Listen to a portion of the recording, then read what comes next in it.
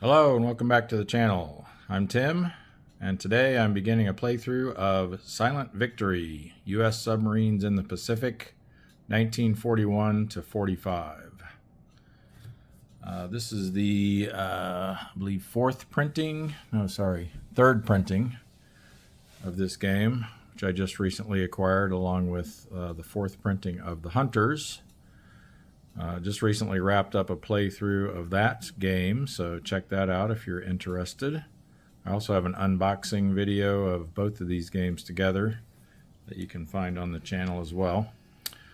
We're going to be playing this one, and like I did in the Hunters playthrough, I'm going to be using the optional historic patrols. This is something that's been added to both Silent Victory and the Hunters in their most recent printing. I think maybe the previous printings had it as well. But where you can play through as an actual submarine commander. You basically play through their historic patrols and are trying to achieve the equal or exceed the amount of tonnage that they sunk. The number of ships doesn't matter, but you're shooting for equaling or exceeding their tonnage that they sunk in those patrols. We're going to have 5 patrols here as Dudley W. Mush Morton. And he was the skipper of the Wahoo, USS Wahoo, Gato class. The other thing this does is it gives you some like special abilities to kind of represent their own particular style of command or personality or whatever. So for Mush Morton, we've got aggressive, which is we must always attack any ship contacts and must always initiate an additional round of combat against non-sunk unescorted targets. And then also we may attack at close range with a detection roll of 12. And that's referring to the pre-torpedo fire detection roll that you need to make whenever you're attacking at close range when escorts are present. Normally you're detected on a roll of 10 or higher. In this case, we would only be detected on a roll of 12. So we can see he was a rank of lieutenant commander, so that's what we'll be starting as well. Starting in January of 43, and starting location is Australia, although that will be changing after the first patrol. So our first patrol is going to be in the Marianas. Oh, and just as another note, he was awarded the Navy Cross 4 times, as well as a Purple Heart.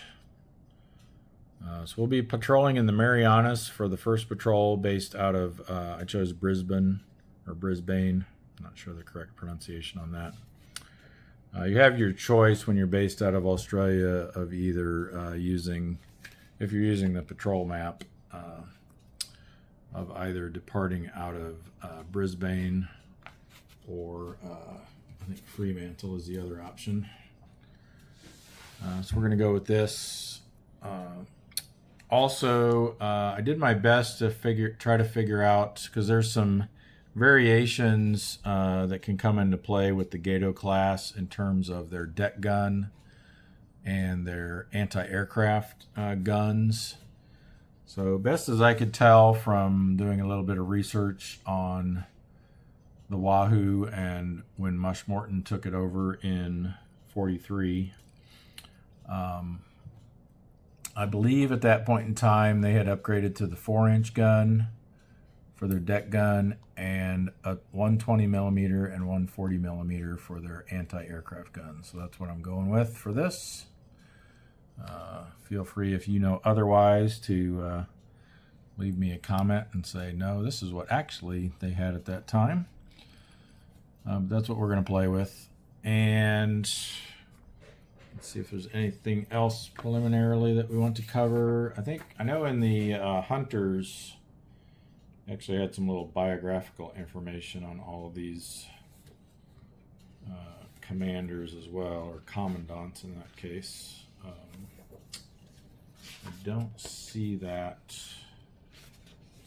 in the Silent War book. So I guess we don't have a little biography to read for Mush Morton, but so be it. All right. Let's go ahead and get started then. I'm not going to really go in depth into the rules. I did a little bit on the first video of my Hunters series, but we're just going to kind of jump right into the action here and get going. So we're going to be assuming at this point you already know how to play the game. All right, we've got our initial loadout of 24 Mark 14 torpedoes. We have 5 ammo points worth of deck gun ammo. We have our trained crew that we start with, and our lieutenant commander rank, and then they actually give you a little portrait of each of the historical commanders that you can place somewhere. I'm just putting it in one of these award spots just to show that's who we are. Got our hull and flooding tracking markers set at 0, and I think we're ready to go. So normally you would roll for an initial patrol assignment, but like I said, we're just going straight off of his historical patrols. So I went ahead and marked on the patrol log starting in January of 43, leaving for the Marianas. So let's get to it here. So first off, we have a transit box to enter.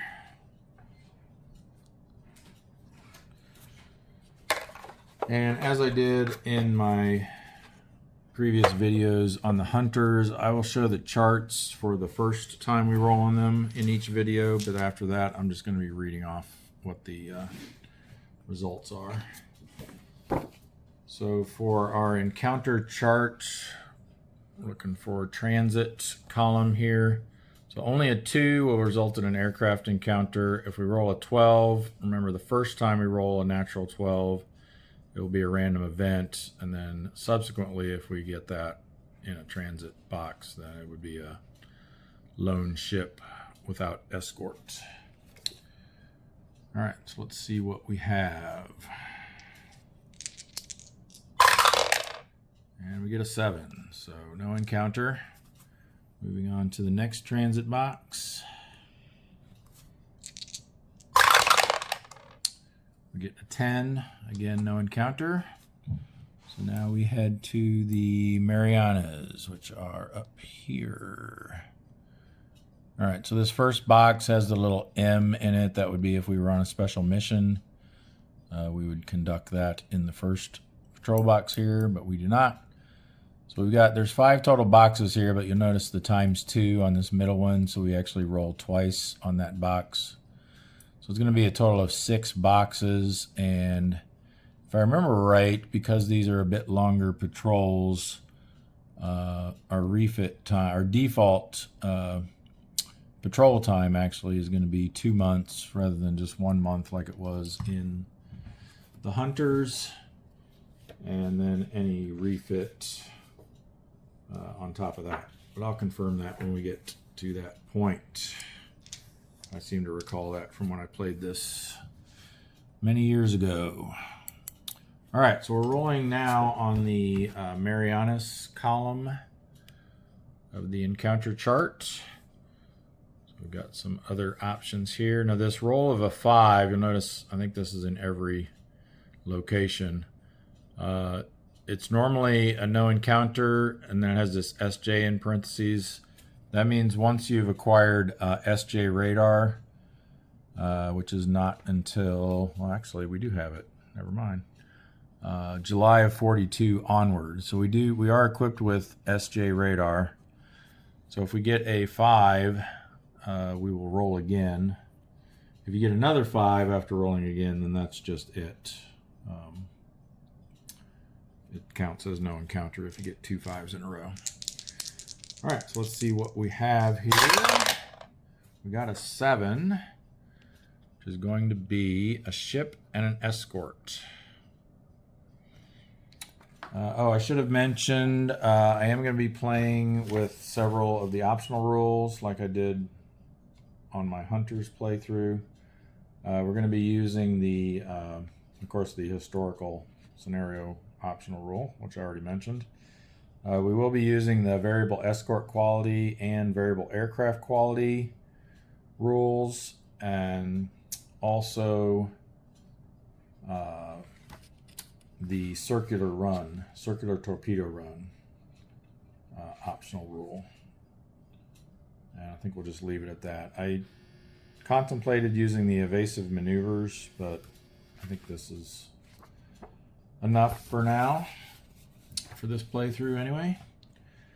All right, so we got a ship. So we need to, first of all, roll to see if it's day or night.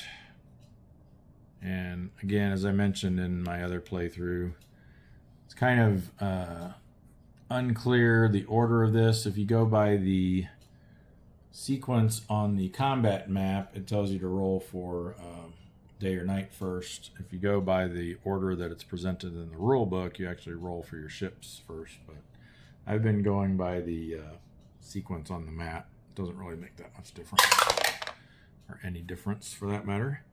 All right, so in this case, 1 to 3 is day, 4 to 6 is night. So we are going to have a day encounter here. So let's see what we get for a ship. Now for this one, we actually have to roll. There's an extra roll involved, at least if you end up with certain ship types. Because you'll notice on the target roster charts here, there's a target roster, because there's so many more ships that can be targets. They've actually got it split up into multiple charts. So we've got small freighter target roster A, small freighter target roster B, small freighter target roster C. So there's 3 charts for small freighters. And then I believe the same for large freighters. Large freighter target roster A, B, and then on the back side is C. I don't see a chart for tankers, so maybe that's not an option. Thought there were tankers in this one, maybe not. But anyway, we're going to be rolling here for ship size. Nope, it's just small and large. So 1 to 4, it's a small ship. 5 to 6, it's a large ship. And there's a -1 to that roll in 1945 to represent the diminished amount of large ships, because the U.S. had sunk so many of their large ships by that time. Much less likely to encounter them. All right, so let's see what we got. So 1 to 4, it'll be a small ship. 5 to 6, it'll be a large ship. But then we need to roll to see whether it's A, B, or C. So what I'm going to do is roll the white die to determine the ship size. The black die will determine which chart. So 1 or 2, chart A, 3 to 4, chart B, 5 to 6, chart C. And then, per usual, the 2 D10s, black being the 10s digit, white being the 1s digit, for the specific entry on that chart. So we'll roll this up at once. All right, so 2 is going to be a small ship. 5 means it's going to be on roster C. We've got small freighter roster C, and we're looking at entry 11. So if we look that up on here, we've got, if we can focus, oh, I hit that lock button accidentally again. It's the 2,900 ton F. I'm not sure what all these abbreviations mean. Okay, freighter. Oh, I see. They got freighters, tankers, and passengers all combined here. So it's a small freighter, the Miwa Maru. Miwa? Not sure. All right. In any event, we need a small freighter target. And we'll mark that up as being 2,900 tons on our patrol log. All right, that was 2,900 tons.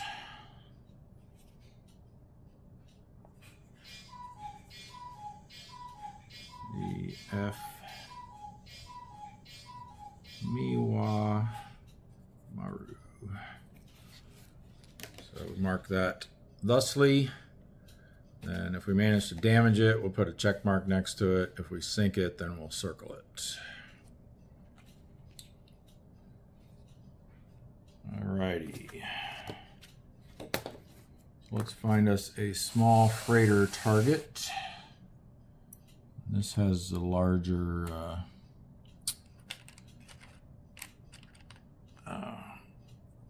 counters that are used for the target ships. Double wide. Let's get that set up over here. So small freighters are either, so in this game they could be as little as 1 damage to sink. So it's either 1 or 2 damage. You can see here 1 damage, if you can read that. 1 damage if it's less than or equal to 1,000 tons. 2 damage if it's between 5,000 and 1,001. So that's where this one's going to go. And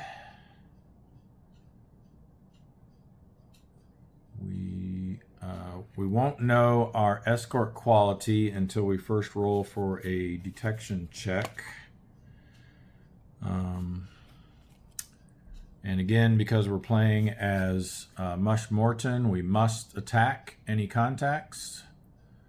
And we have the option if we want to go at close range where we're less likely to be detected. So I don't think a 2,900 ton ship is worth that risk though. So we're going to stay at medium range since it's day. Of course, we'll be coming in submerged. Now we do have the option to try to switch it to night, which would allow us to do a surface attack, gives us a beneficial modifier on the 2-hit roll.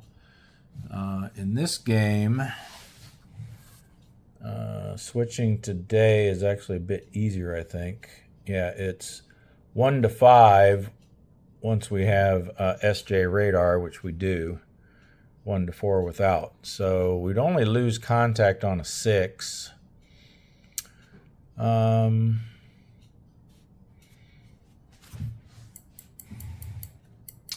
don't know. Again, is it worth? Because the thing about the night surface attack is then you do get a detrimental modifier without or on the contact roll. So I think for this one we'll just stay submerged and attack it during the day. I think we're okay with that. Now the other downside though is they're going to see our steam bubbles. So you know what? Let's go ahead and try to switch it tonight since the odds are greatly in our favor. Yes, okay, so we did manage to switch to night.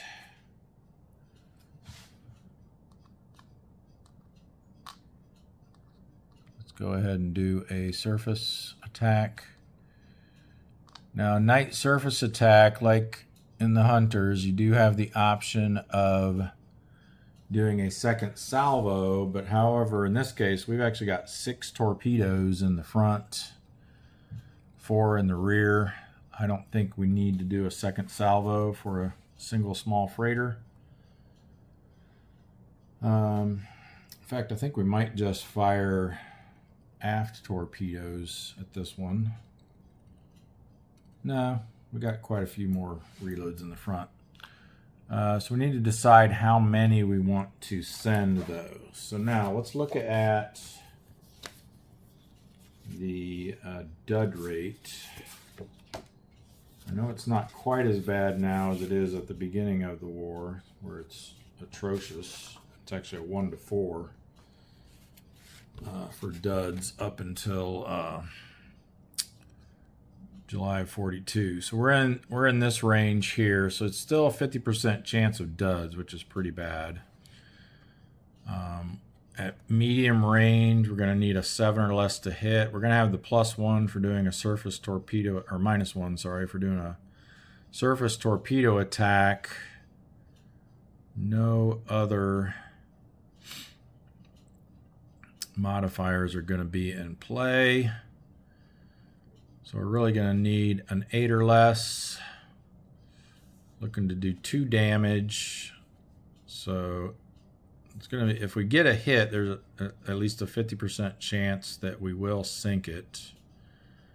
The other thing to keep in mind is in this game, if you roll a 12, does it list that here somewhere? If you roll a 12 on your 2-hit roll, a natural 12, or no, not a 12, a 2. If you roll snake eyes on your 2-hit roll, it's considered a critical hit, and it actually does 3 extra damage. So we got that going for us as well. All right. I think we're going to try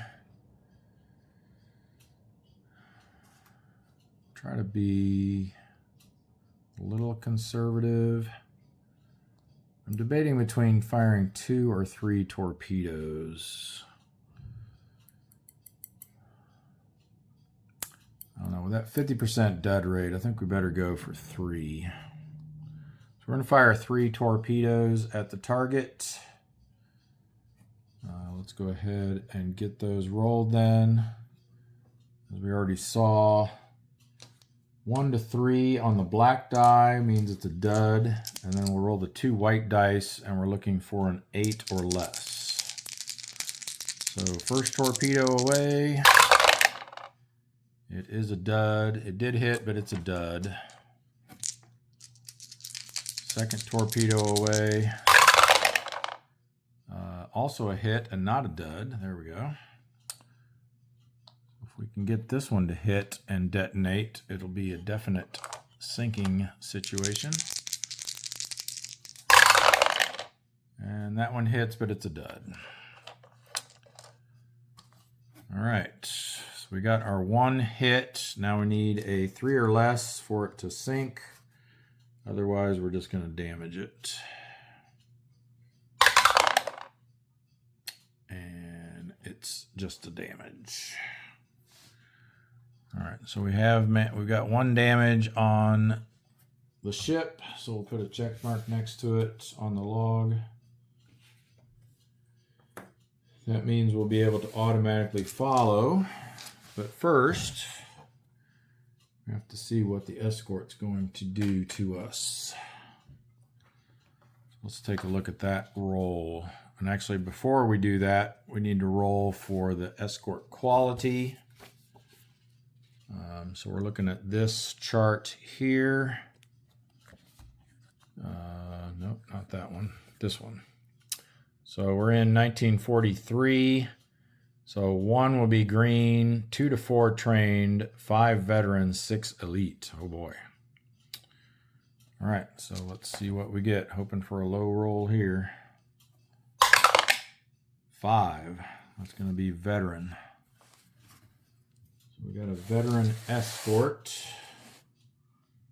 Let's see what that's going to do.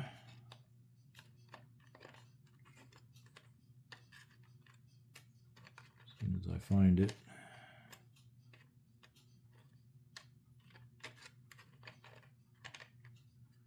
Here we go. Escort veteran. So they're going to get a +1 on the number of hits if they detect us. Just like in the hunters. All right, so let's take a look at this detection roll. We're looking at chart E2, escort detection chart. So we need an 8 or less to be undetected. And then here's our modifiers. Now, see, I like the way they did this on this chart better than the way they did it on the Hunters chart. If you remember on the Hunters, they had this little thing over here that said close next to the top two die roll modifiers, and it gave the impression that they only applied at close range, but that wasn't what it meant. It meant only modifier for close before firing, which they actually have spelled out here. So I like that better. So 43 to 44, they are going to get a +1 for that because we're in 1943. We did not attack an escort. This gives you the option to attack the escort, and if you're successful, you get a negative modifier for that. But then if you try it and you miss, then you get a positive modifier. So that could turn against you there. Captain's not seriously wounded. Fuel tanks aren't damaged. Dive planes aren't out. Not a capital ship or warship / escort. Not Mark 14 torpedo during the day. Not previously detected. Not close range. We did do a night surface attack. And it's 42 or 43, so they get a +1 for that. That's your downside there. Actually, did we give ourselves the... Yeah, we did this. We did give ourselves that modifier. We're not firing forward and aft together.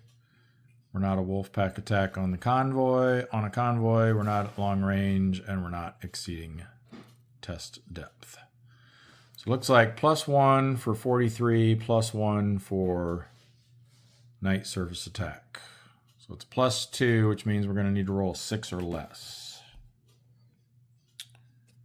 Hopefully we can do that. We do not. So 8 + 2 is 10. So it didn't push us into the 12 or more, which would have given them an extra or a +1 DRM on the attack roll. So now we need to roll on this escort air attack chart. And remember, because they're a veteran escort, they're going to get +1 to whatever gets rolled here. So even if we get the miss, they're still going to get 1 hit. No modifiers here. These bottom two only apply to air attacks. Or, well, these two apply to air attacks. All but the bottom one apply to escort attacks. So that's the same as in the hunters. They are getting +1 for the night surface attack. But that's it. So +1 to this die roll.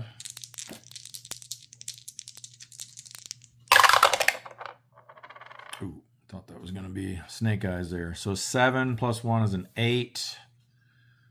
That's going to be... Okay, we're in this first row here because it's an escort, and it's between 1941 and June of 43. Once we get to July of 43, we got to go over to this column. Or looks like, yeah, that's worse. So we are looking at 2 hits, but +1 because of the veteran crew status for escort. So we're looking at taking 3 hits. So we'll put our incoming hits marker on 3. And now we have to roll on this, let me zoom out a bit, sub damage chart. We'll be using 2 D6s. The black one will be for the 10s digit. The white one will be for the 1s digit. Zoom back in. So first hit is going to be an 11. Again, I'll show this for the first one, but then I'll just read them off from here on out. So that's going to be our batteries are damaged. So we've got damage tokens here for each different system. So I need to fish out the one for the batteries.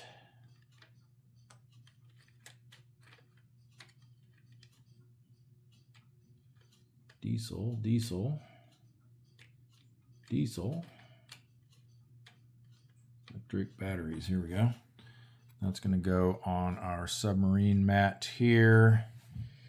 In where are batteries? There they are.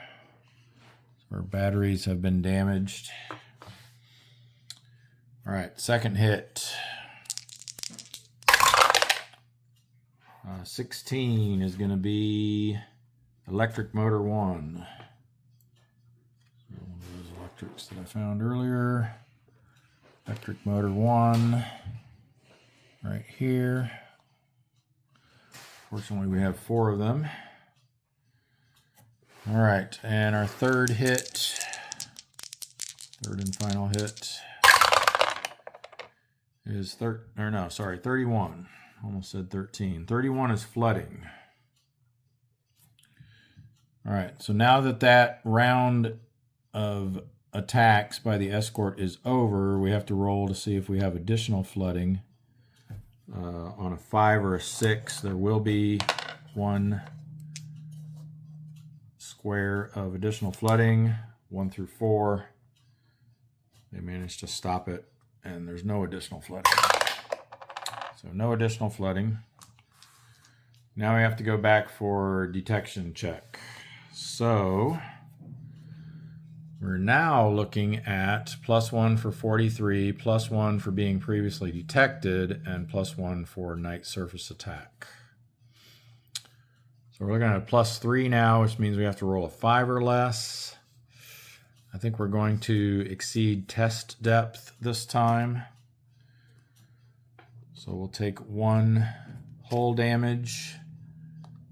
Normally we would then need to roll 2d6, and if we rolled equal to or less than our current hull damage, then bad things would happen, but with only 1 hull damage, that's impossible to do, so there's no need to roll. That's going to give us a -1 modifier, so we're back to needing a 6 or less now.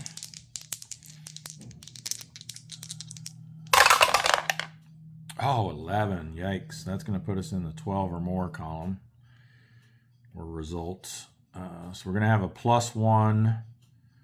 Actually, hang on a second. I should have checked. Did batteries or electric affect our detection roll? It does not. But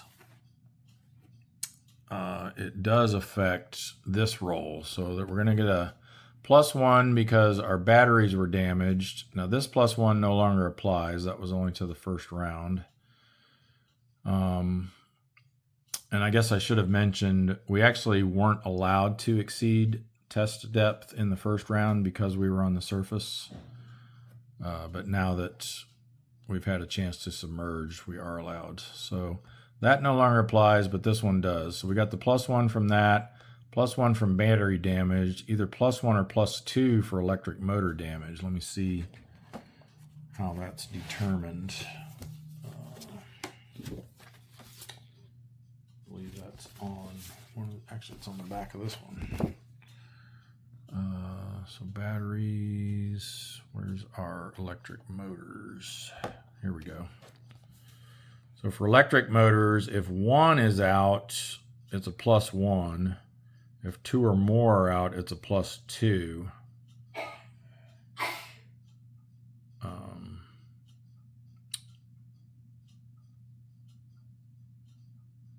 Boats with 4 electrics are +1. If 2 or 3, oh, okay.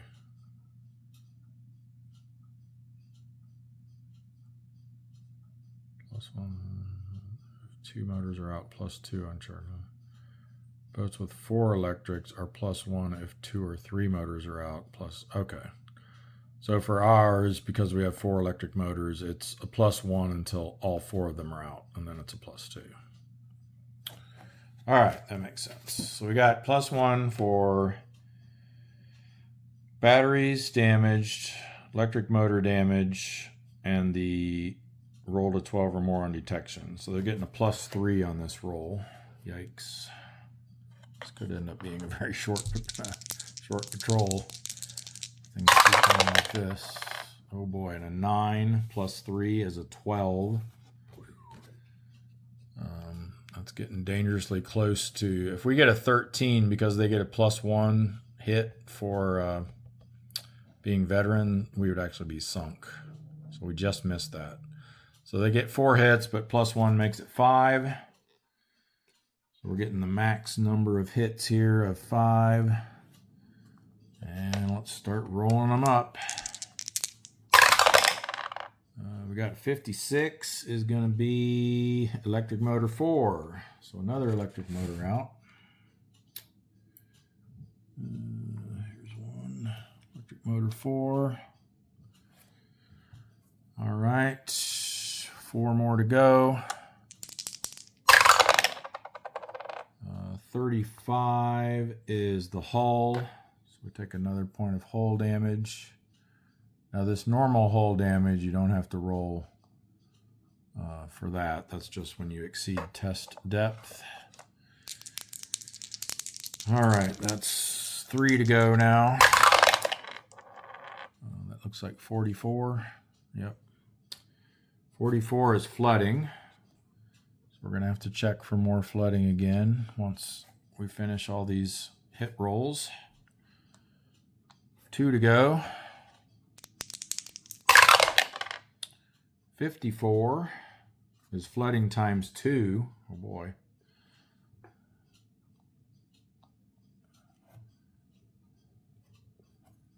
And lastly, 31 is more flooding. Yikes.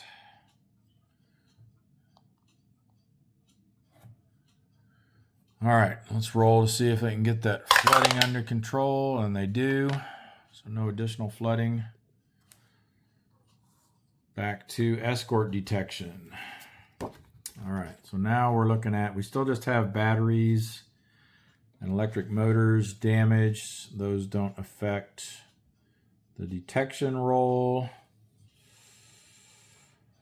So we're still looking though at +1 for the night surface attack, +1 for previously detected, and +1 for 1943. So needing a 5 or less, I think we exceed test depth again. We will have to roll this time. If we roll a 3, we have to take another damage and roll again. If we roll a 2, we implode and are sunk, which is, if you watched my previous playthrough of the Hunters, well, I won't spoil it for those of you who may have not. I'll just let you know that may come into play at some point during the playthrough. All right, so we rolled a 6, so we're safe. And if that had been our detection roll, we would have been detected. But now we need a 6 or less, so we need another 6 or less on this roll. Come on. Get away from these guys. Oh, come on. 9 plus 2 makes 11. So at least they don't get the +1 for that. They are still getting +1 for batteries being damaged and +1 for electric motor damage though. So +2 for this roll, and an 8 becomes a 10, which is 2 hits modified up to 3.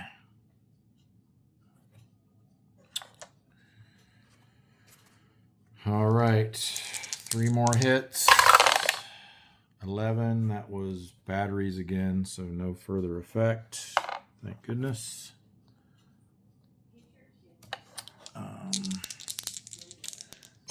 Second one is 64, which is forward torpedo doors odd. Forward torpedo doors. That's aft torpedo doors.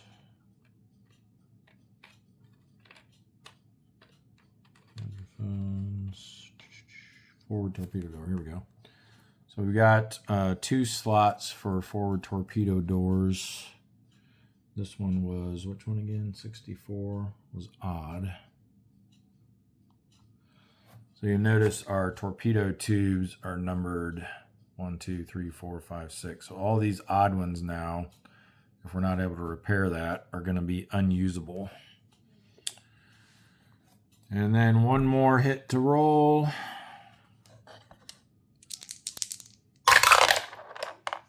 $44. I think we saw that one before. That's flooding.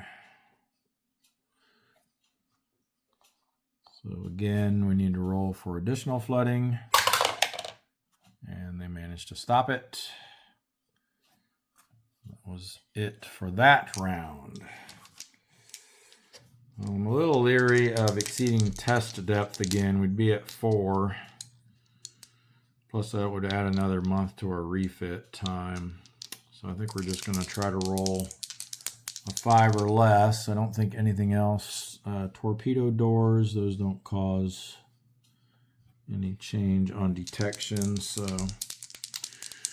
needing a 5 or less here. Yes. All right. Finally get away. Alrighty, so now we have to see if we can repair this stuff. So all the flooding gets pumped out automatically. We retain the hull damage though, that can't be repaired at sea. Now we got to try to repair all these damaged systems. So you'll notice each of them has a number superimposed in the background of their box. You need to roll equal to or less than that in order to repair it. Unless your chief engineer is an expert, then you get a -1 to that roll. But ours is not at this point in time. So for our electric engines, we'll roll for electric engine 1. We need a 4 or less. No. So that actually flips over to become inoperable. Okay, electric engine number 4. That is repaired, so we'll just remove that. Next up, we have the batteries. They also need a 4 or less. Got it. That gets removed. And then our forward torpedo doors needs a 2 or less. Let's see if we can roll another 2. We've done 2 in a row so far. Nope. All right, so those are inoperative. So our odd numbered forward torpedo tubes are unavailable to us for the rest of this patrol, which is not good. We can reload now. I won't bother reloading this one. Right now, these two, we can't unload these to reload them elsewhere, so those are stuck there. We're not going to put another one in there to be stuck, so we'll just load that side. And now we have a decision to make. Do we want to attempt to follow? Well, we can automatically follow, and we can choose whether it's day or night. Yeah, let's do it. Let's follow them. We're going to choose night, but we're going to go submerge this time, just to be a little more stealthy. Now, the other thing, though, is now we have the opportunity to... I've made these corrections to this mat as I did on the Hunter's one, because this is wrong. We can roll a d6. If it's a 1 to 4, it remains escorted. If it's a 5 to 6, it's unescorted. And if it stays escorted, the damaged ships would stay together, but then this tells you to return to step 1, which would have you re-roll for day or night. But you don't actually have to do that because all this is under if any targets were damaged. So you're allowed to choose day or night. So it should say choose day or night and go to step 4, just like it does up here. So I've made that correction. And then also down here, it fails to mention that you have to re-roll your convoy ships if you're able to successfully follow them. So just a few modifications there to that sequence. All right, so, but we, like I said, we get to choose night. We're going to go submerged. We'll stay at, well, first we'll see, I guess, whether they're escorted or not. Getting ahead of myself. So 1 to 4, they remain escorted. 5 or 6, the escort abandons them. So still escorted. All right, so now we will choose night, be submerged, and attack at medium range.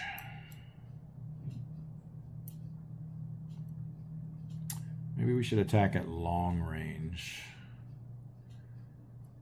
to give them another -1 to our detection roll. Makes it less likely for our torpedoes to hit, but seeing as how we've got a couple systems out that are going to affect our hit rolls, plus the fact that they're veteran, I think it might be wise to try to finish this off at long range. We just need to get one torpedo to hit. So once again, we're going to fire 3 from the forward torpedo tubes, all 3 of our even ones. And so now we need, at long range, we need a 6 or less. We're not doing a surface torpedo attack, so we don't get that beneficial modifier. So it's just going to be a straight roll needing 6 or less. And again, we need the black die to not be a 1, 2, or a 3. So that's a miss. Would have detonated. Second one, another miss, would have detonated. Oh boy. Come on, last chance. There we go. That's a hit, and it detonates. So we got him with our last one. We'll roll for the damage just for funsies. And it's 1 damage. All right, so we do manage to sink it. Now we must face the wrath. So I'm circling the tonnage value. Now we must face the wrath of the escort again. But we got a little bit better chance of escaping this time. Because +1 for 43.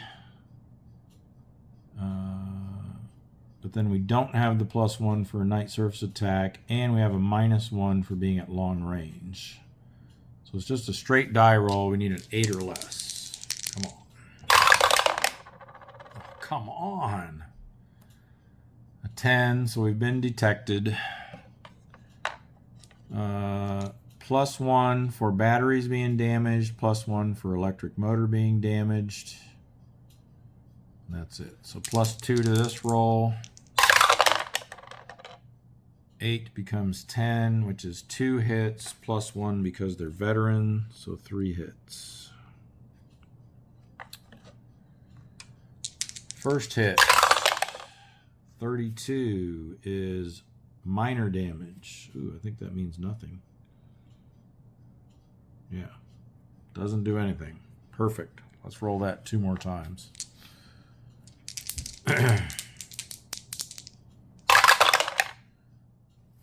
45 is, oh, I thought it was flooding. Nope, it's hull.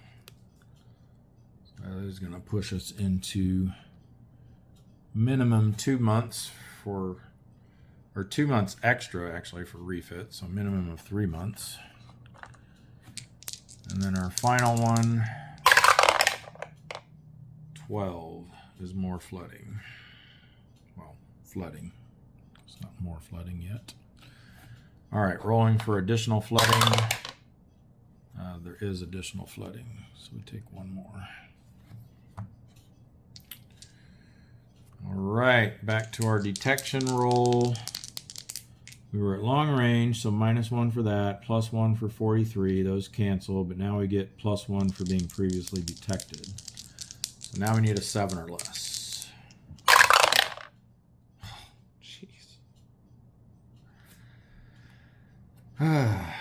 +1 on the attack die roll modifier, plus electric motor damage, battery damage, so a total of +3 to this roll.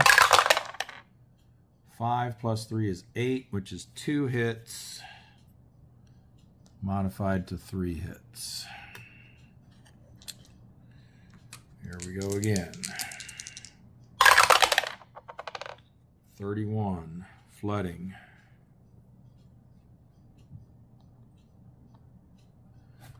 We'll just leave it here. 64, forward torpedo odd. Already damaged, so nothing. One more to go. 23 is diesel engine number 1. Uh-oh.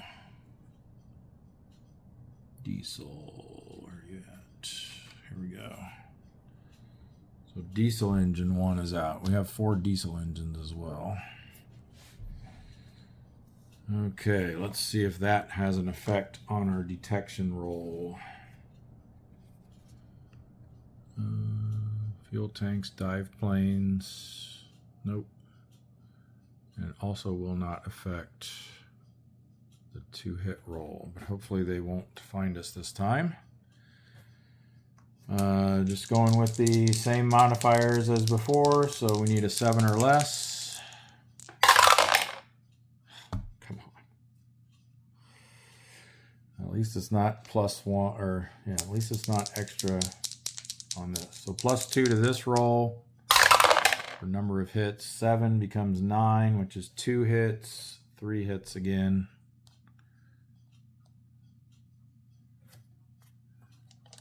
Feeling I'm going to regret playing with this variable escort quality. All right, 3 hits. First one. 36 is the deck gun. Deck gun. Did I just flip this over or no? Let's see, is there a specific damage marker for the deck guns or do I need a generic one? That might be a generic. Okay, so our deck gun is damaged. Oops. All right, 2 more to go. 25 is diesel engine number 2.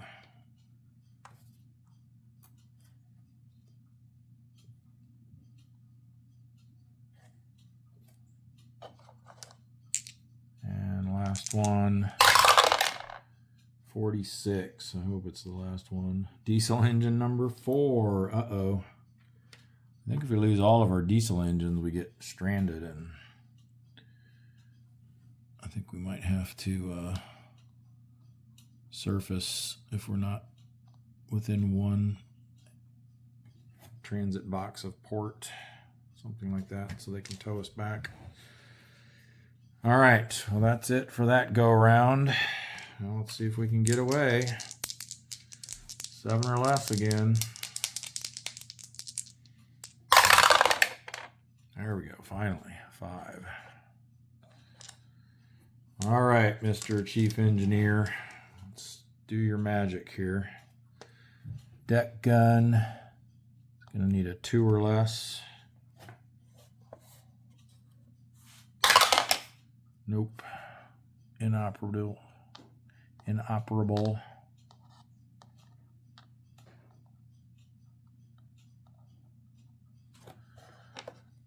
What do we got? Diesel engines, they're each 4, right? So number 1, damaged, or inoperable, I mean. Number 2, get in there. All right, repaired that one. And number 4, also repaired. And that's it. The only other thing was our torpedo doors, but they were from before. All right. Let's see. I think I forgot to roll for additional flooding. Did we have flooding on that last time? I don't remember. But in any event, whether we did or not, it's all pumped out now. All right. That concludes the encounter because there are no more targets. So let's go back over to our patrol map. That was all just in the first patrol box. Let's see what happens in the next one.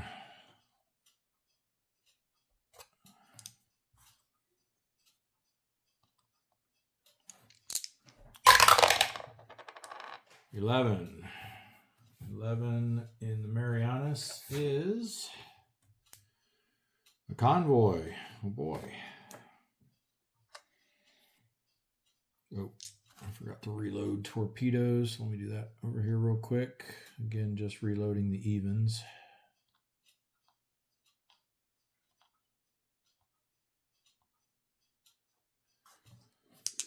All right, let's see what we get here for day or night. We get day.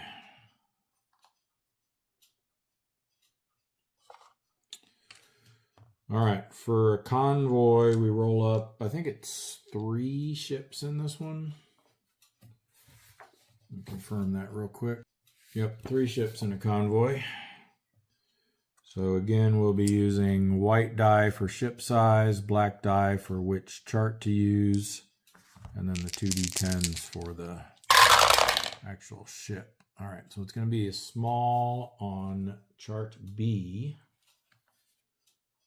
So small freighter, target roster B, and we rolled 99. Is the 2,600 ton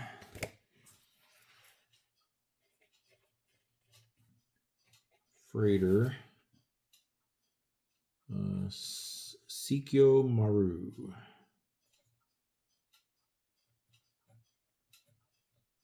I'm just going to write Sikyo M. Save a little space. All right, so that's our first ship. Small freighter. Let me pull one of those out. It's going to be of the 2 damage variety.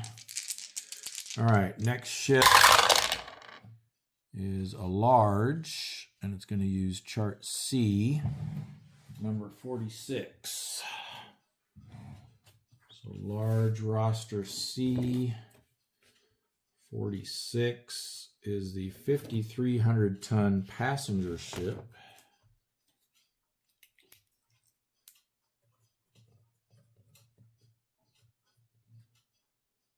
Nancy, or not Nancy, basically, but Nansei. Not sure the proper Japanese pronunciation there. The Nansei Maru.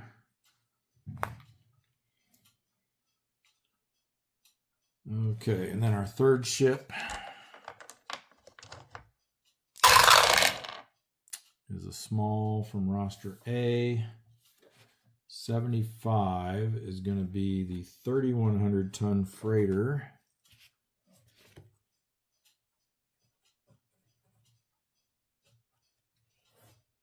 What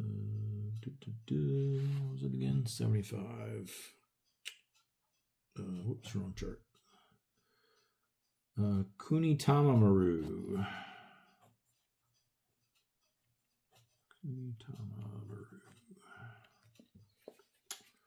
Alrighty, let's get those out. So we need a large passenger ship. Large passenger. And so that's either 3 or 4 damage. 5,300 is going to be in the 3 damage range. And then another small freighter in the 2 damage range. All right.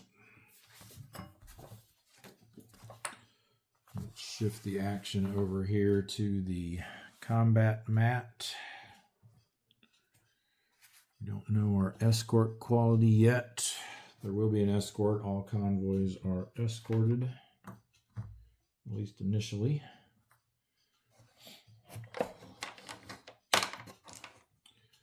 All right, so we have the opportunity to switch to night if we wish. I think that would probably be wise given our condition. Let's see if we can make it night. Ooh, just barely. So it is going to be night, but we're going to stay submerged. We need to be as stealthy as possible here.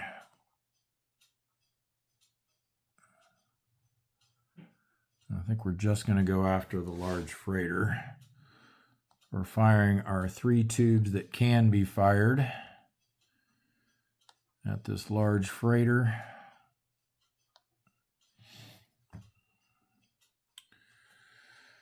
Hopefully we can polish it off.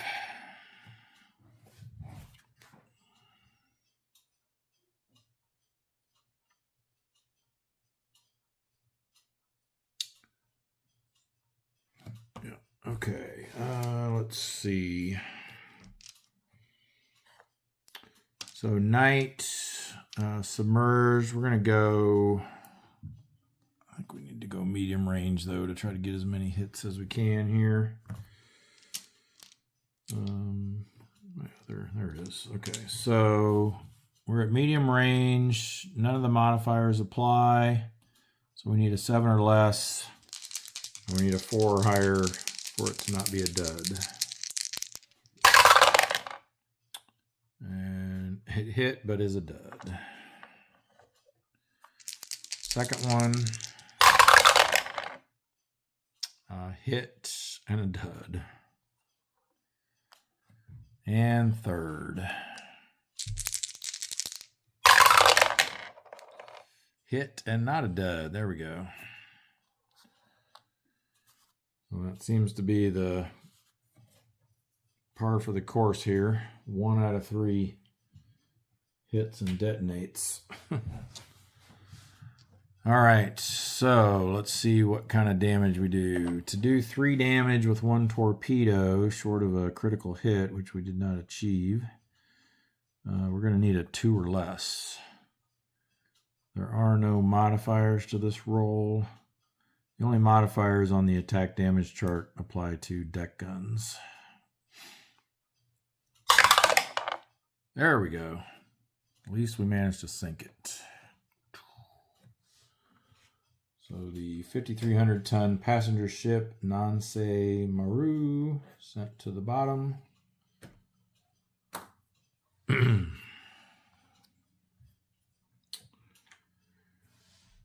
And now we got to see what we're dealing with for escort. Another low roll. 1, there we go. I think that was green. Yes, it is. Get into the shot here. 1 is green. So let's see what a green escort, how that benefits us. I assume it benefits us.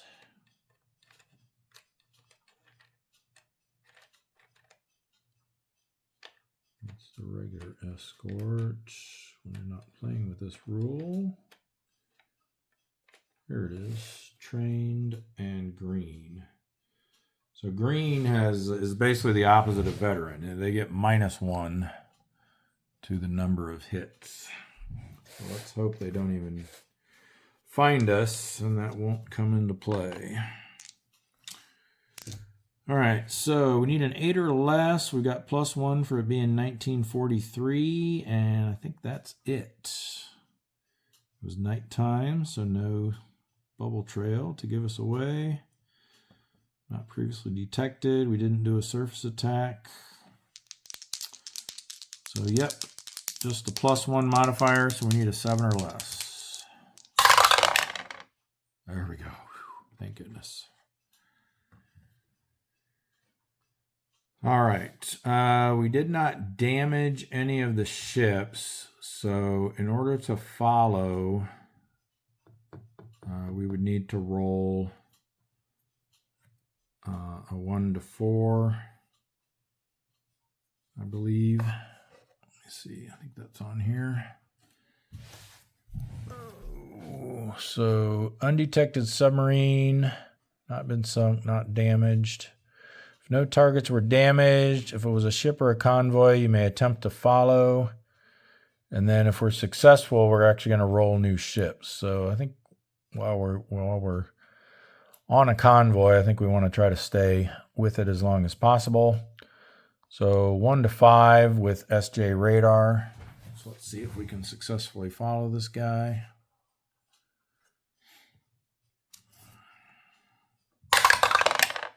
Yes, we do manage to follow. So we'll roll up 3 new ships.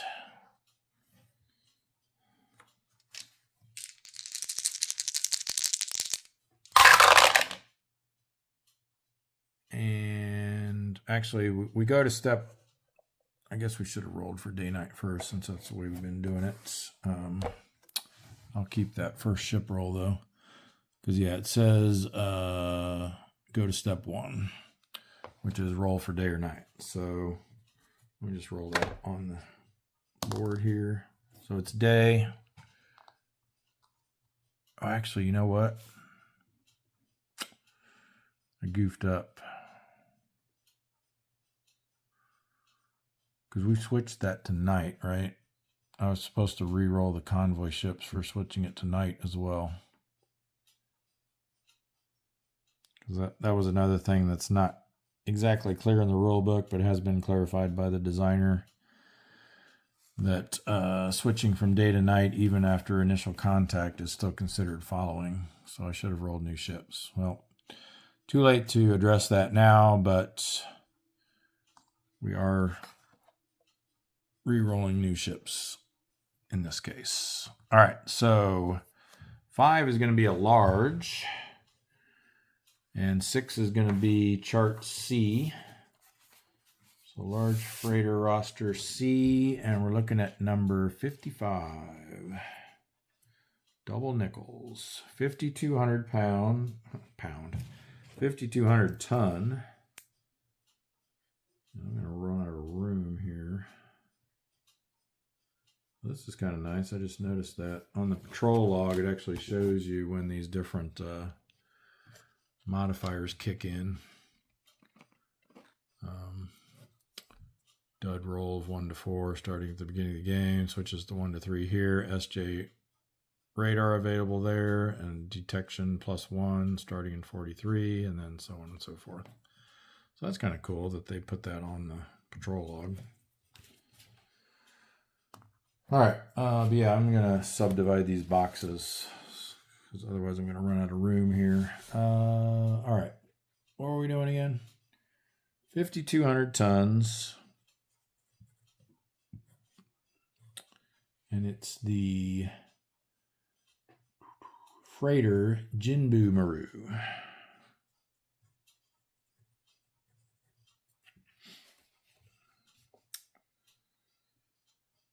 So that's our first ship. Second ship. Oops. Get this camera back down. Another large. Or no, sorry. That was the... Did I read that right the last time? Well, I think they were both 5s or 6s, so it didn't matter. But yeah, this is the ship size. So 2 is small. 6 is going to be chart C. And number 13 on roster C is the 4,200 ton. Pretty good size for a small. Freighter Hokusho Maru. Hokusho Maru. Hard to fit that in these little half boxes. Oops. And then our next ship is, large, chart B, 82. Large chart B, 82 is the 5,800 ton. Yeah, we're not getting any really big boys here, even when we roll larges. 5,800 ton.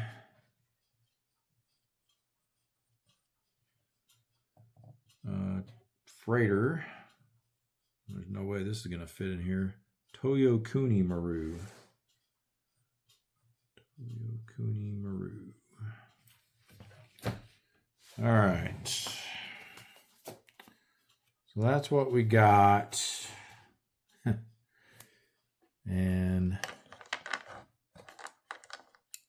I am going to attempt to switch to night. But I'm not gonna re-roll ships again for this. It seems kind of silly. We do successfully switch to night. We're going to stay submerged. I guess I need to get the targets over here. So what did we have? We had small, no, we had large, small, large, right? Large freighter, small freighter, large freighter.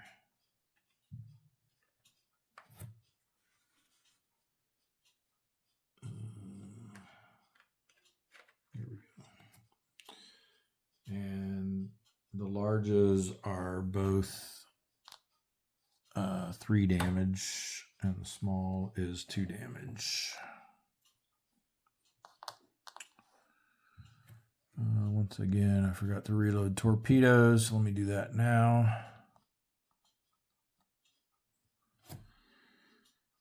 We got 2 reloads left in the front. I guess we could fire our aft. We can fire 4 from that. Maybe that's what we should do this time. Since we only seem to hit 1 out of 3. Maybe we can actually get 2 to hit if we fire 4. I think we're going to want to go after the 5,800 ton, so that's going to be target 3. Yeah, let's just swing around and fire our aft torpedoes only, because we're submerged, so we can't fire both. We'll go with medium range again. And see what we can get. All right, so same as before. No modifiers. Looking for 7 or less. And not a dud, please. Hit but dud.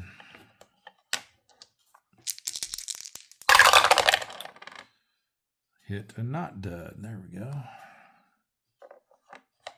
Couple more of those and we'll be all set. Hit but a dud.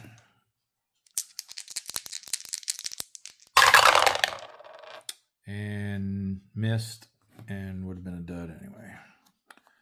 So again, just the 1 hit out of 4 torpedoes.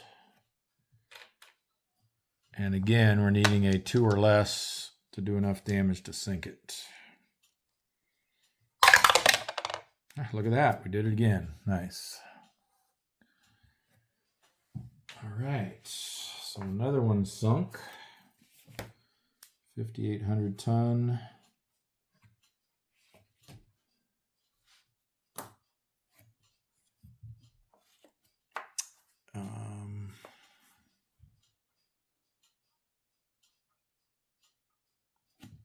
Yep. So now we go to escort detection. Oh, let's see. +1 for 43. That's it, right? That's what it looks like to me. So we're needing a 7 or less.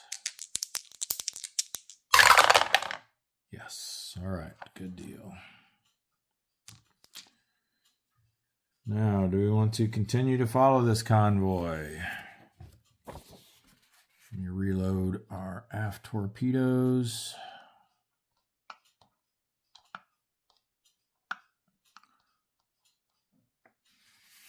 I think, actually, you know what? I wonder if we should have been re-rolling for the escort each time. Because thematically, when we follow, we're approaching the convoy from a different angle or different location, so we get, that's why we have different targets. So I guess theoretically there could be different escorts in that part of the convoy as well. Let me see if that addresses this at all.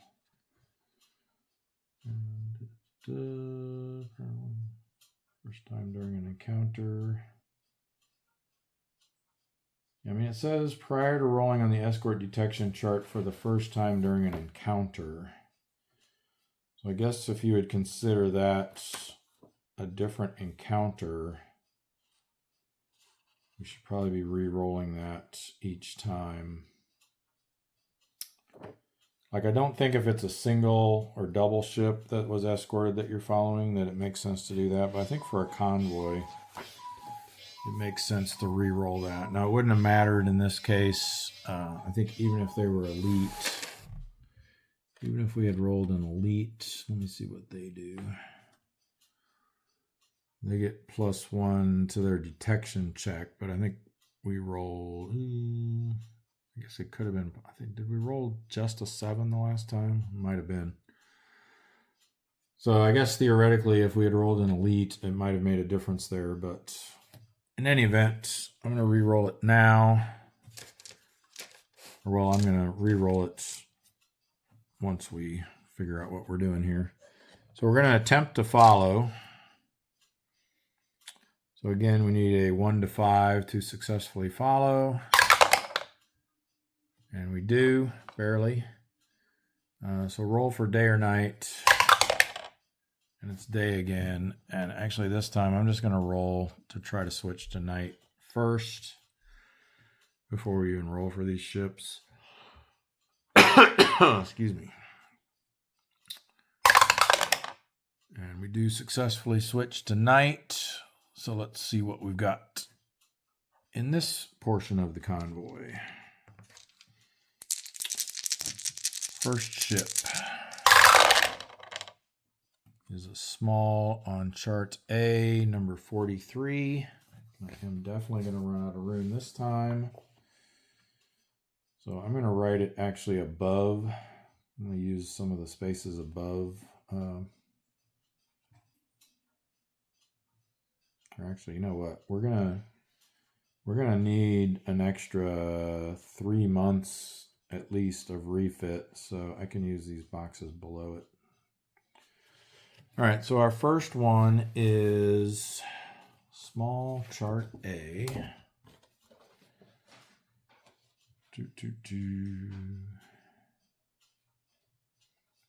Small chart A.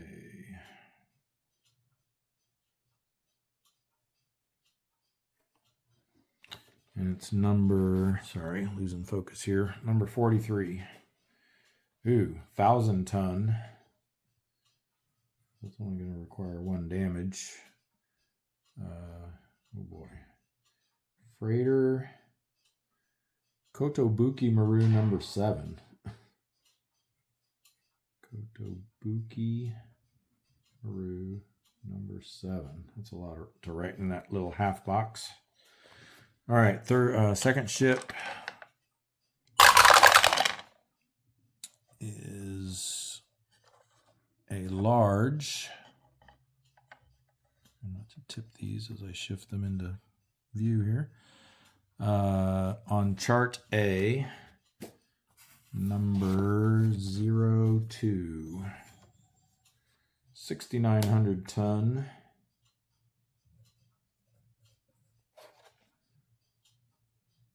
Freighter Azuchisen Maru.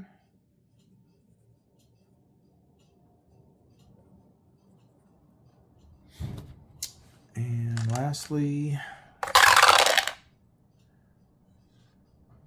another large on chart C this time, number 76. See if we can get a really big one this time. 6,900 tons. So we got 2 6,900 tonners. Freighter Taijo Maru.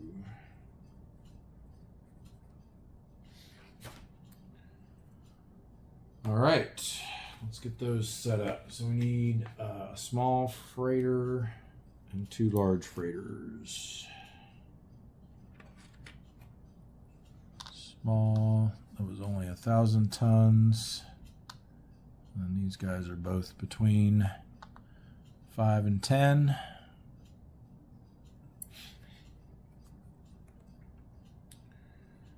All right.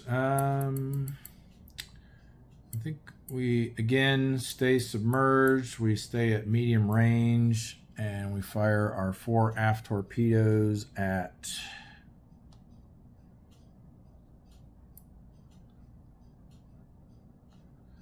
this one target. Or do we want to get greedy and try to split the difference here?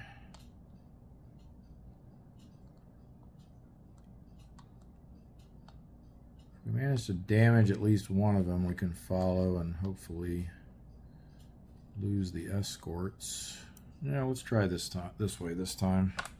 Maybe we'll get lucky. Bag them both. All right, so same as last time. No modifiers. Needing a 7 or less at medium range. No duds, please. Starting over here. That's a hit, almost a critical, but a dud.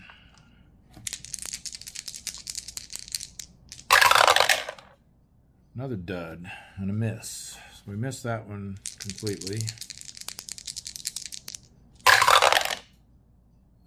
Dud, even though it was a hit. And miss and not a dud. Well, 0 for 4 there. So, and we get the escort.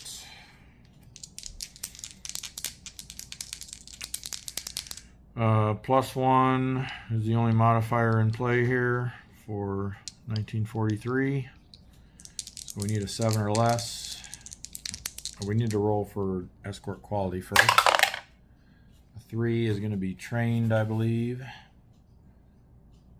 Yes, so just normal. Normal escort. And 7 or less. Let's do it. Oh, yes. Thank you. Well, we still got torpedoes. Let's keep trying to follow this convoy. I don't believe there's any limitation on the number of times you can attempt to follow. I'll just make sure of that. Yeah, I see no restriction against that. In fact, it mentions here something about when you have some ships in a convoy that are damaged and some aren't, you can choose to either automatically follow the damaged ships or attempt to follow the undamaged ships. But if you choose to follow the damaged ships, then contact will be lost with the convoy and it cannot be followed again. So that implies that you are able to follow again normally, assuming you're not going after damaged ships. So yeah, we're going to try to follow this again. Oh, and I did see too, it mentions that you treat the coming combat as though it were a new encounter. So that does tell me that yes, we should be re-rolling for escort quality each time. So we'll take that off for now. Let's roll to see if we're able to successfully follow again. 1 to 5. Yep. Day or night? Night. All right. So it's night right off the bat. Don't need to attempt to switch. And now we roll for ships. This is all still just in the second box. All right. What am I doing? That wasn't what I intended to roll. Well, these are both the same, so I guess we can just take that one out and keep these and roll the 2d10s. So it's going to be a small on chart C, number 71.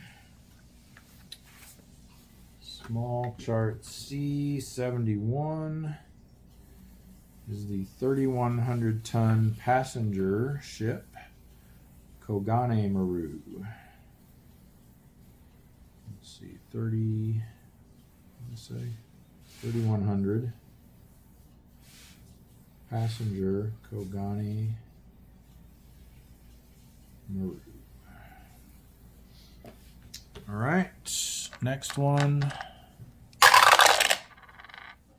is another small on chart B. Whoops, I tipped that. It was on 6, pretty sure. 96 on chart B.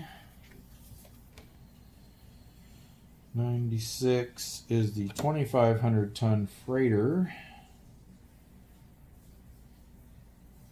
Sanka Maru. Probably carrying coffee. All right, and third ship, another small, chart A, number 47. 47, 2,700 ton freighter Unkai Maru,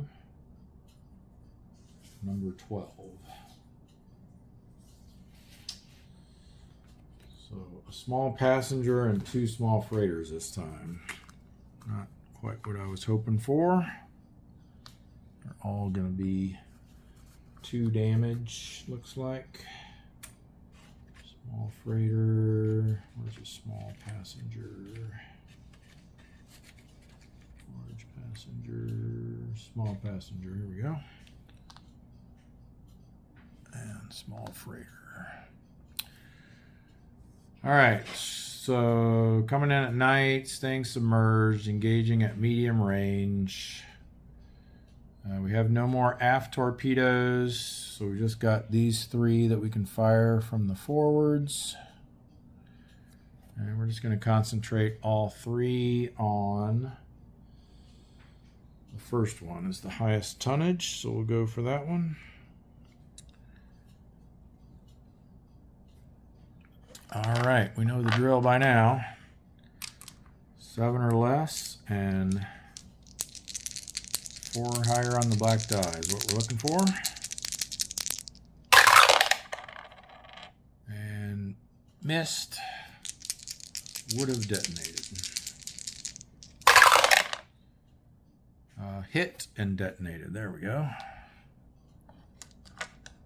And the third one. Get a hit here just to make it sure. Yes. Hit and detonate. So definitely sunk it. We'll make the damage rolls. Of course, we get a 4. 4 damage and 1 damage. So a total of 5 damage. Total overkill there. To sink the 3,100 ton Kogane. I'm not sure which it was now. Maru. That's our 4th ship we've sunk this patrol. That's not too shabby. Now, for the escort. Let's see what quality they are. Uh-oh. Elite quality.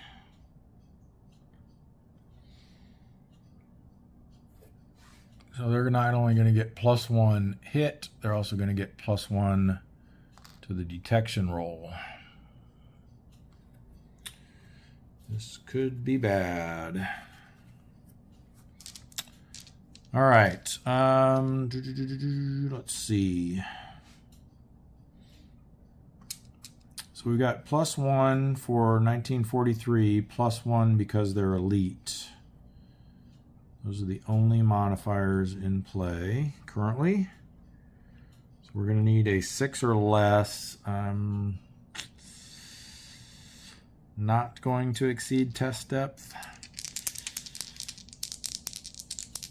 Hope I don't roll a 7 and regret that. 9. With +2 makes it 11, so they don't get the +1 on the other, or the +1 modifier. They do get for our batteries and electric engine, though. Oh wait, no, our batteries, we fixed those. I forgot about that. I was giving them that modifier when they shouldn't have, I think, at least once. All right, so it's +1 for electric motor damage, and that's it. So +1 to this roll. 6 becomes 7, which is 2 hits, but they get an extra hit because they're elite. So 3 hits.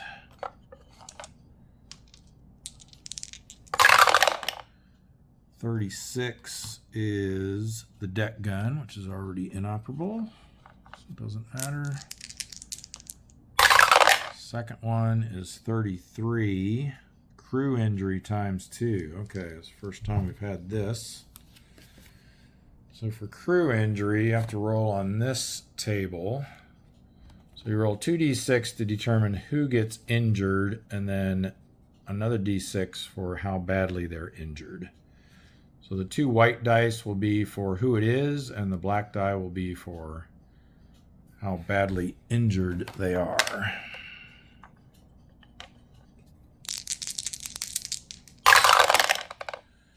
All right, so 7 is going to be generic crew, and then a 3 is lightly wounded. So one of our generic crew spots is lightly wounded. Put that right there. And then we have to do it again. And this time 10 is crew again, and 5 is severe wound. So we have one that's severely wounded. All right, now we still have one more hit to roll. Get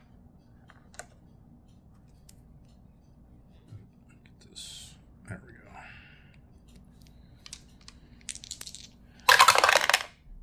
55. I think we've seen that already. Electric motor 3. No, I guess we haven't. Or else we repaired it. Electric motor 3 is damaged.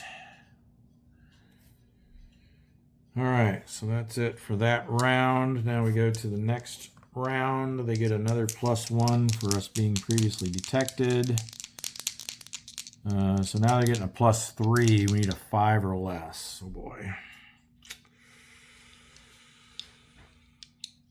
If we exceed test depth, that's going to give us 1, 2, 3, 4, 5 damage on the hull, which means if we roll a 4 or less, we're sunk.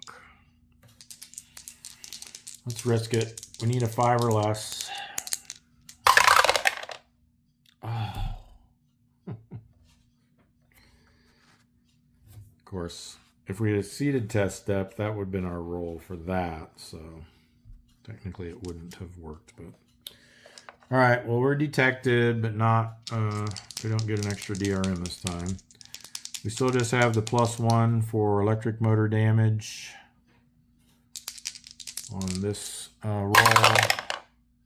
So 6 becomes 7, which is just enough to make it 2 hits. And because of their quality, they go to 3. 3 more hits. 31. Flooding. Need to remember to roll for extra flooding after this. All right. Just do it this way so we can kind of get it all in the shot here. Second. 31. It's flooding again. I'll take that for a while anyway. Last one. 11 is batteries again. Uh-oh. That's going to be bad. If we get detected again. Where did the batteries marker go?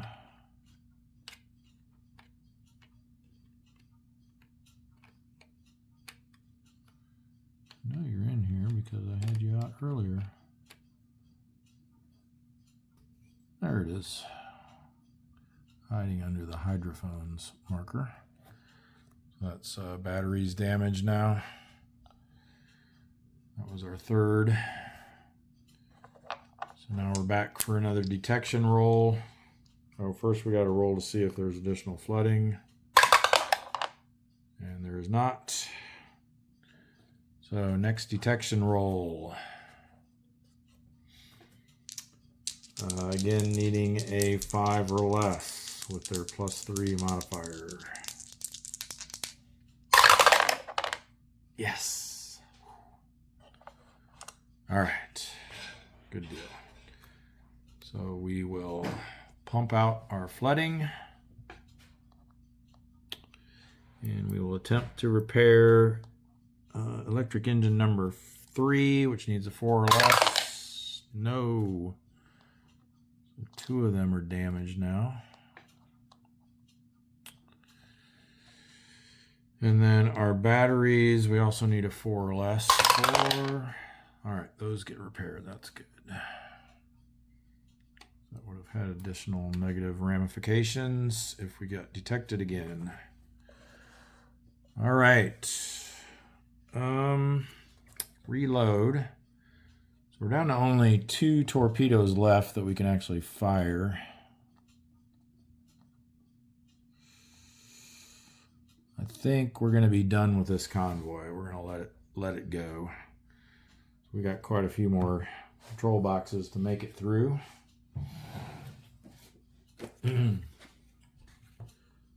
Let's shift everything back over here. We can put all this back. Come back over to our patrol map.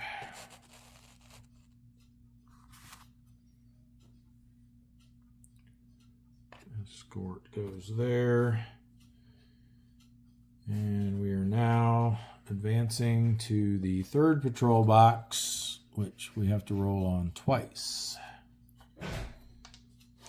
So first one, kind of hoping for just some no encounters here, or only unescorted ships from here on out.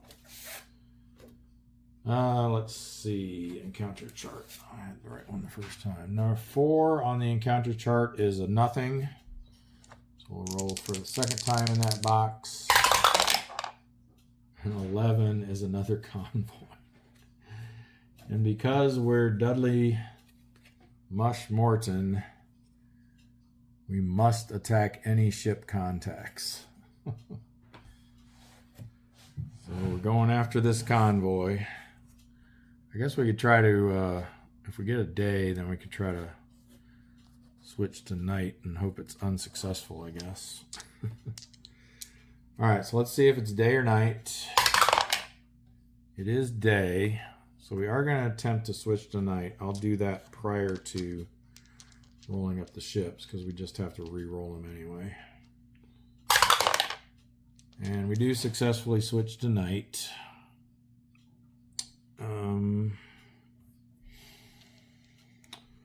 All right, so let's see what we're getting. It's a large ship on roster A. Large roster A.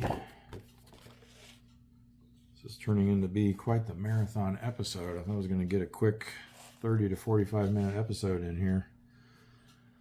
Chart A number 86 is the 9,200 ton.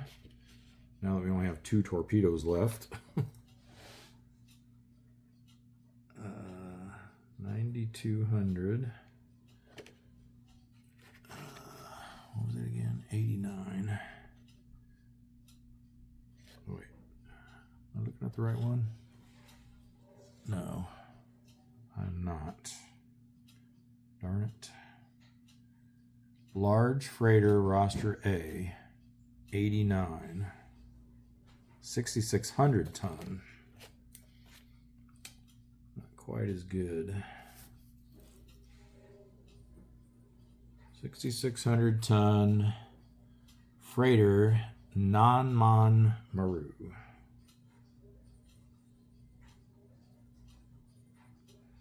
And once again, I've run out of space, so I'm going to start writing above. Use some of these spaces above that aren't currently being used for anything. All right, so I'll start writing here, I guess. So the next ship, that was number 1, right? Second one is a large as well on roster B, 63, 5,400 ton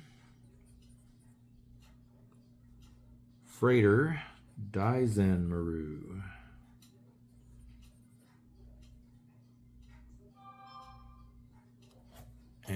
Third ship. Another large. Roster C. We're just going to use all the rosters here. 91 is the 8,400 ton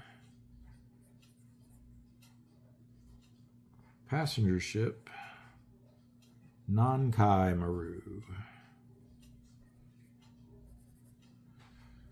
Let me just make sure, double check none of these were ones. No, Nansei Maru was the one I sunk earlier. Making sure I haven't already sunk any of these. Nope. All right, so we've got 2 large freighters and a large passenger.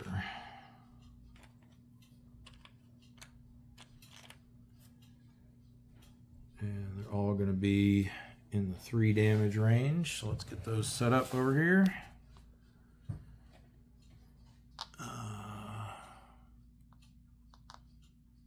Freighter, passenger, right? Yep. Okay, there we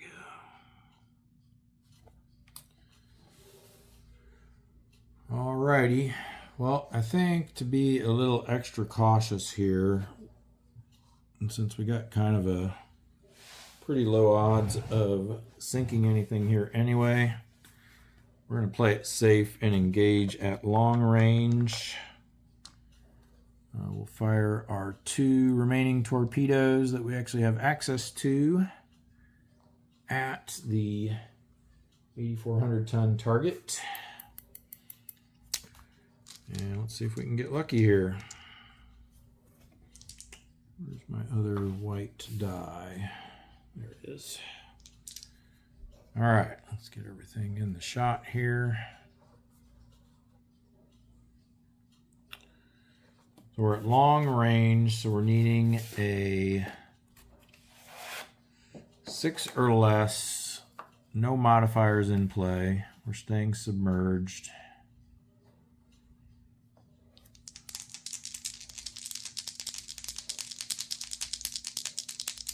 Here we go. Ooh, is it? Is it? Yes. Oh, but it's a dud. Darn it. Thought it might even roll to a critical hit, but the old dud strikes again. All right, last chance here. Oh, just missed it. If we had been on the surface, it would have been a hit. All right, well, that's the last of our torpedoes that we can fire. And I'm assuming that this doesn't apply once we have nothing to actually shoot, because our deck gun's out even, so we can't even do that. All right, so let's see what we get for escort. 4 is going to be trained, I believe. Yes, 2 to 4 is trained. So trained escort again, nothing special. Detection, we got +1 for 43, but now -1 because we're at long range. No other modifiers apply. You know what? I should check something. I hope all of this wasn't for naught. I forgot to see what effect damaged diesel engines have. I hope it doesn't say we were supposed to abort the patrol. If one of 2 or 3 of 4 diesel engines are out, the sub aborts patrol after combat. Okay, good. So it's only if we lose 3 of the 4, then we have to abort. Roll twice per travel box for encounters en route home. If all engines are out, ship is scuttled if more than 1 travel box out from home port. Yeah, so we're okay there. Good. All right, so as I was saying, +1 for 43, -1 for long range. So just a straight roll here, needing an 8 or less. Yes, perfect. All right, we're not going to follow because we got nothing to fire anymore. So that's going to end that encounter.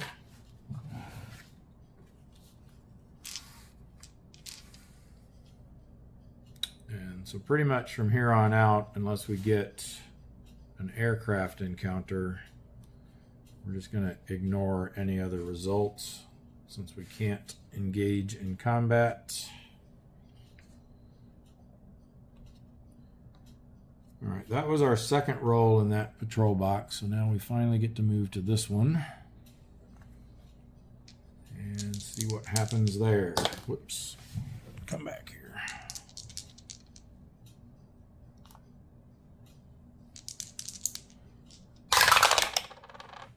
All right, we get a 6, which in the Marianas is 2 ships and an escort. But we're not going to engage them in combat, so we're just going to ignore that. Final box, final patrol box, is another 6. Again, we're not going to engage, so ignore. Back to this transit box. I guess technically we're heading off to Pearl Harbor now, but we'll just do it this way since that's what's on the map. Actually, you know what? We'll do this.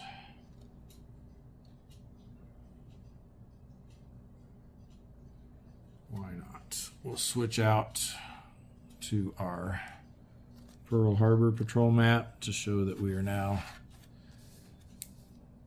heading back to Pearl Harbor after this patrol.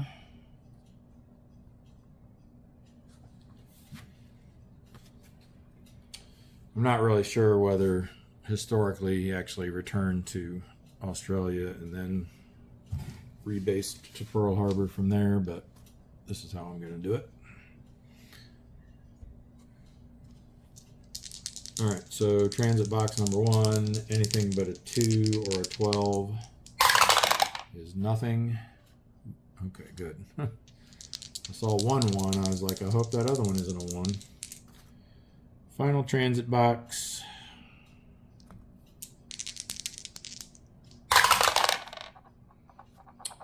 Nothing. And back into port at Pearl Harbor. Okay. Wow, what a first patrol. Pretty scary, but also pretty successful, I think. Let's go to our end of patrol stuff here and see what all happens.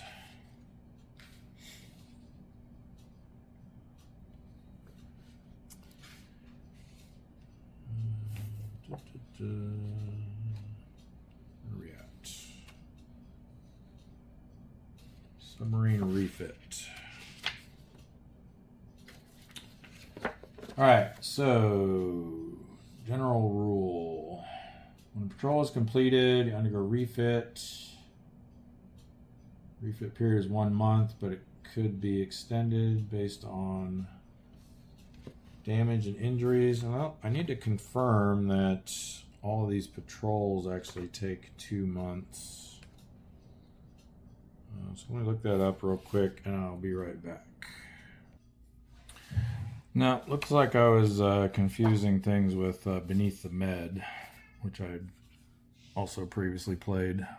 Some of the submarines in that game have 2-month patrols, but it looks like these are all just 1 month. All right, so we have our month of patrol, which was January of 43. Now we have 1 month mandatory refit. And then because we have 4 hull damage, that puts us in the category of requiring 2 additional months of refit. That's going to be, so February, March, and April are all refit months. And then in addition to that, just verify that this is the same. Because I know we get a certain number of free repairs included in our initial 1 month of refit.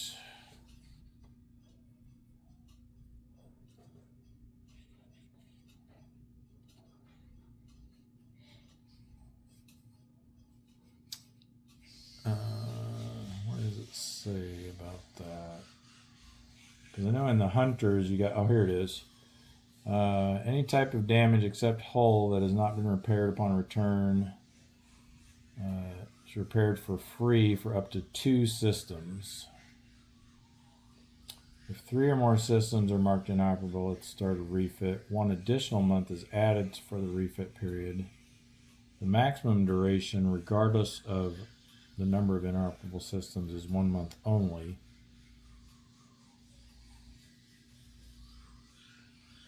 Now, I don't know if that's considered to be concurrent with the extra months required for the hull damage repair, or if that's on top of it. I'm thinking it must be on top of it, because then it says if it requires 5 months to conduct a refit, then you automatically receive a new submarine. The only way that could happen, because the most the hull can extend it out is 3, so that would make it 4 months, and then yeah, the additional month for systems beyond 2. So since we have more than 2 inoperable systems, that's going to require another month of refit. So we're at the maximum of 4 months of refit without requiring us to get a new sub. So all the hull damage is repaired. All of this stuff gets repaired. But then we have to check on our crew injuries. Now this is just thematically, since they're generic crew, even if it's not really going to have any effect, even if they're not able to return with us by the time we leave. But the way it works is lightly wounded,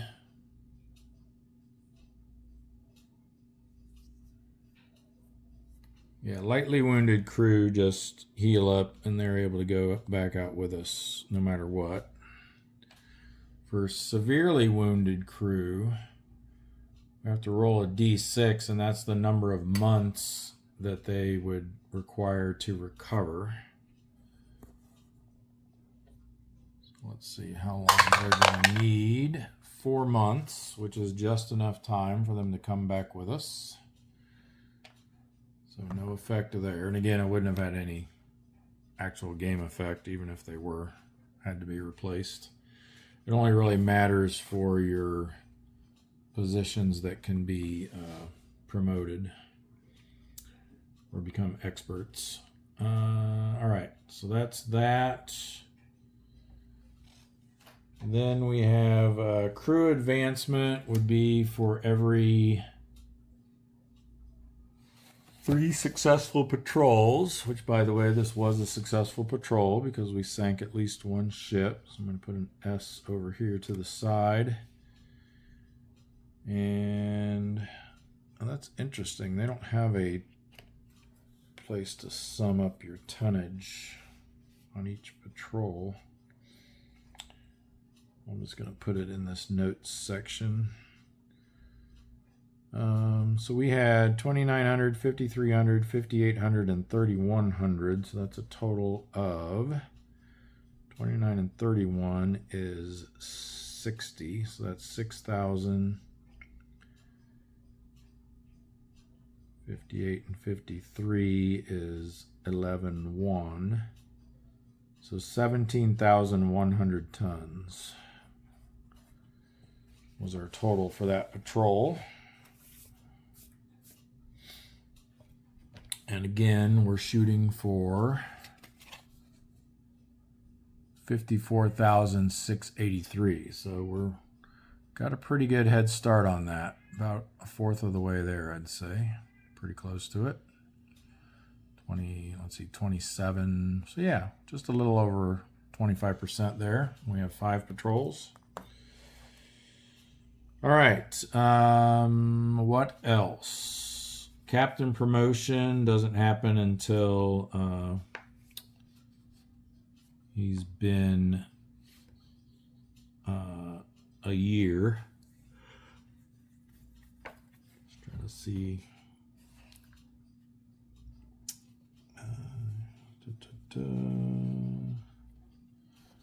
procedure. Getting promoted. Yeah. It's made after the 12th month of service during the refit phase and every 12 months after that. So that won't be happening for a little bit yet.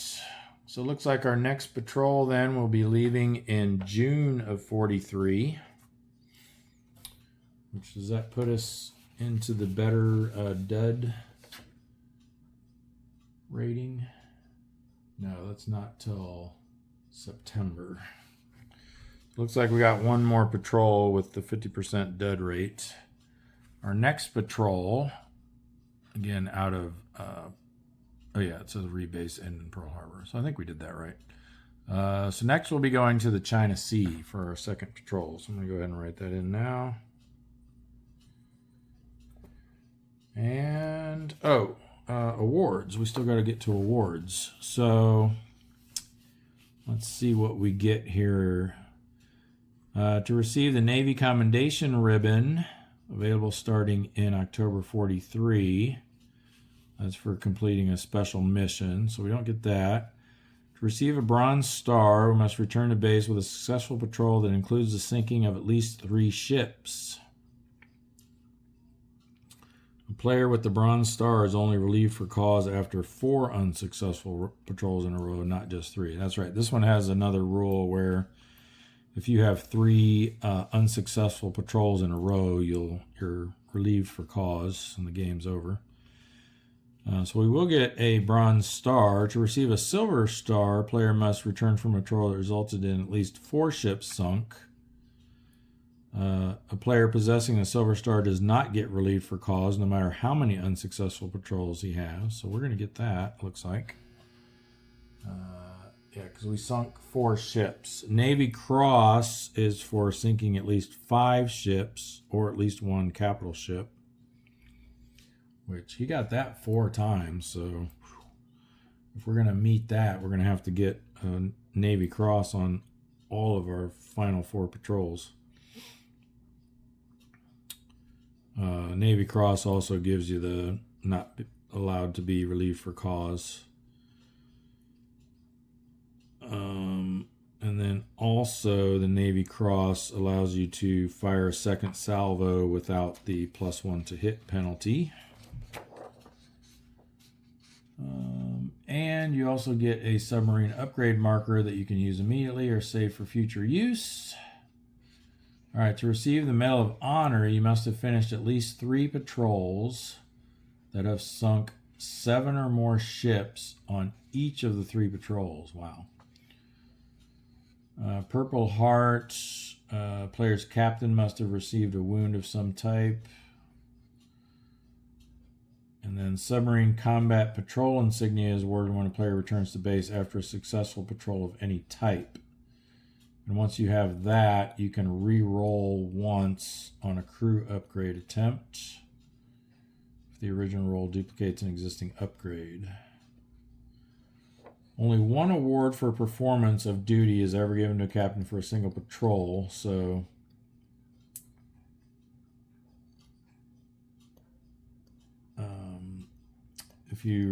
example they give is if you sink 3 ships and completed a special mission, you don't get the Navy Commendation and the Bronze Star. You get the higher award, which would be the Bronze Star.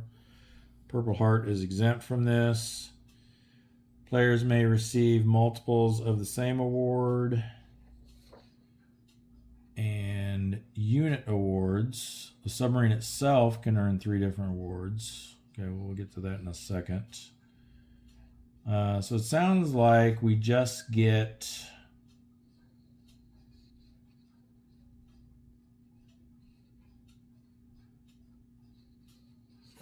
the Silver Star for sinking at least 4 ships. So let me get that.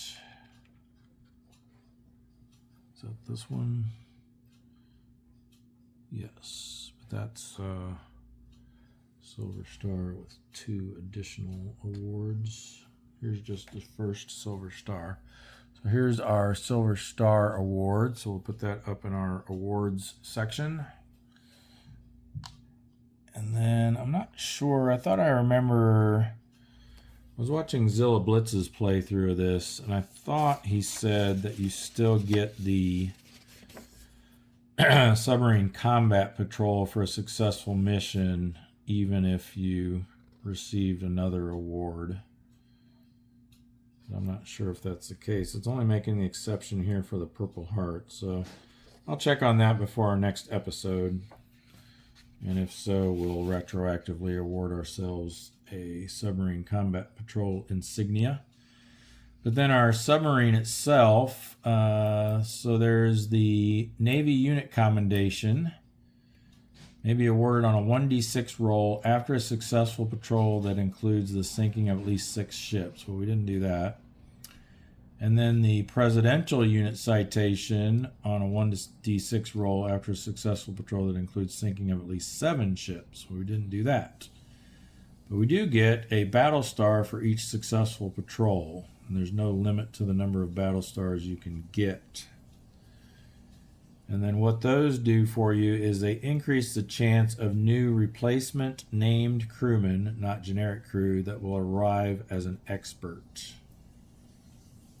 So you roll a D10, and if you have 1 to 3 battle stars, a roll of 1 makes them an expert. 4 to 6, a roll of 1 to 2. 7 to 9, a roll of 1 to 3. And 10 or higher, a roll of 1 to 4. All right, so we get 1 battle star